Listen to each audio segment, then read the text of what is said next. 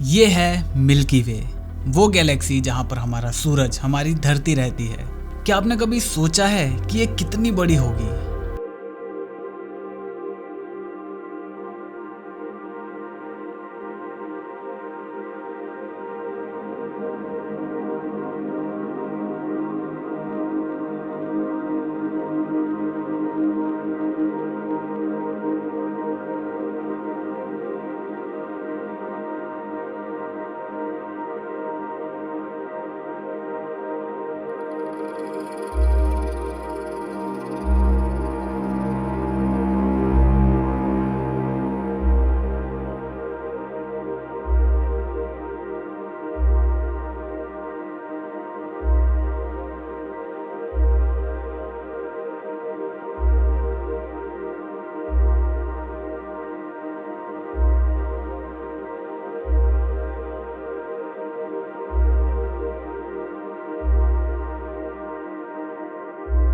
जी हाँ, कुछ इतनी बड़ी है हमारी गैलेक्सी।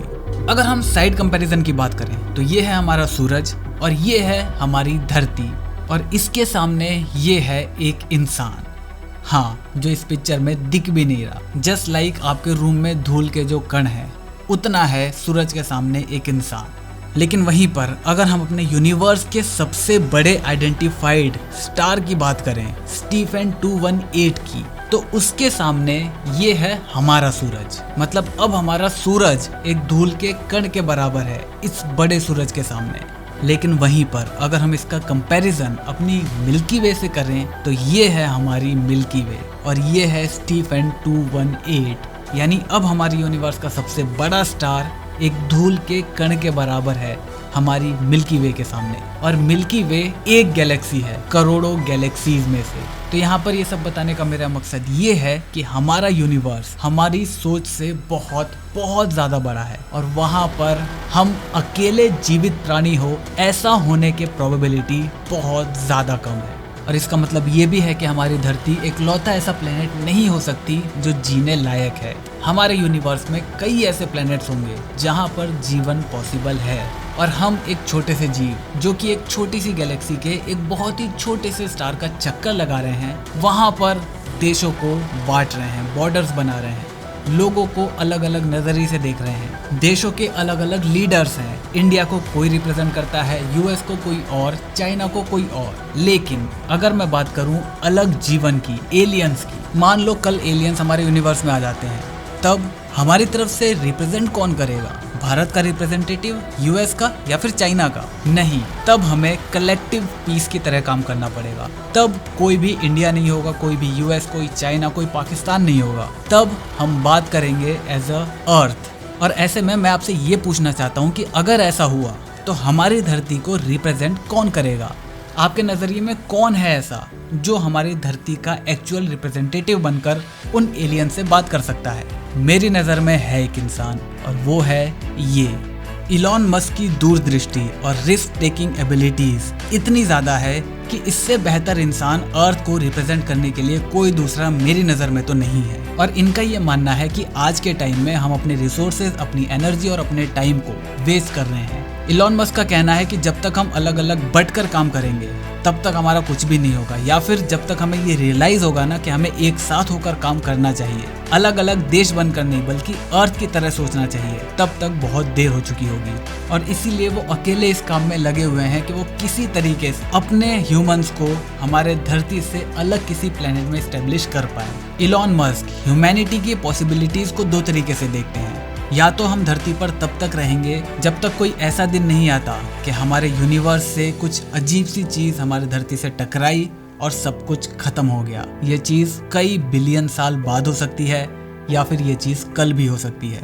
दूसरी पॉसिबिलिटी ये है कि हम अपने आप को एक मल्टी प्लेनेटरी स्पीशीज में कन्वर्ट कर दें ताकि हमारे कंप्लीटली खत्म होने के चांसेस ऑलमोस्ट खत्म हो जाएं।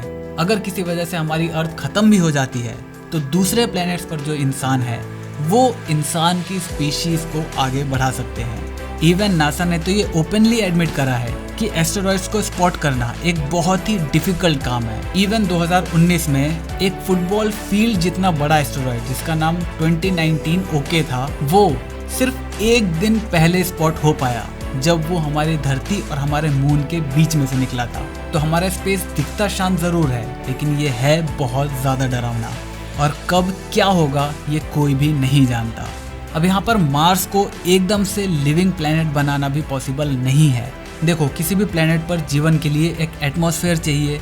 उस एटमॉस्फेयर को बनाए रखने के लिए, और उस एटमॉस्फेयर का सबसे बड़ा दुश्मन है हमारा सूरज, उससे निकलने वाली हार्मफुल EM वेव्स।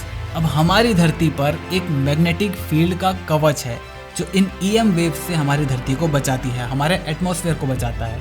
सिमिलरली कुछ स्टडीज का ये मानना है कि आज से 500 मिलियन साल पहले मार्स पर भी एक मैग्नेटिक फील्ड हुआ करती थी, लेकिन किसी वजह से वो खत्म हो गई, और उसकी वजह से सूरज की EM वेव्स डायरेक्ट मार्स के एटमॉस्फेयर के कांटेक्ट में आ गई, और धीरे धीरे पूरे मार्स का एटमॉस्फेयर खत्म हो गया।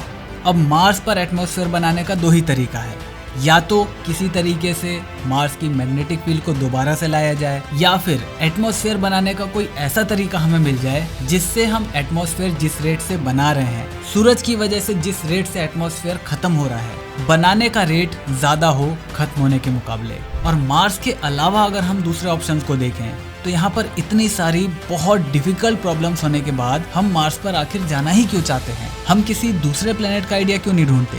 तो यहाँ पर दूसरे प्लेनेट तक जाना एक बहुत बड़ी बात है। आज के टाइम में मल्टी प्लेनेटरी स्पीशीज बनने का सबसे बेस्ट जो ऑप्शन हमारे पास है, और जो प्रैक्टिकल ऑप्शन हमारे पास है, वो सिर्फ मार्स ही है। अब सवाल यहाँ पर ये है कि हमें इस वक्त करना क्या चाहिए? हमें अपने पैसे, अपना टाइम, अपना एनर्जी स्पेस प्रोग्राम्स के अंदर लगाना चाहिए, नए प्लैनेट्स की खोज में लगाना चाहिए, नए प्लैनेट्स पर एटमॉस्फेयर को बिल्ड करने में लगाना चाहिए, या फिर हमें अपने पैसे, अपने रिसोर्सेज का इस्तेमाल गरीबों की मदद करने के लिए लगाना चाहिए?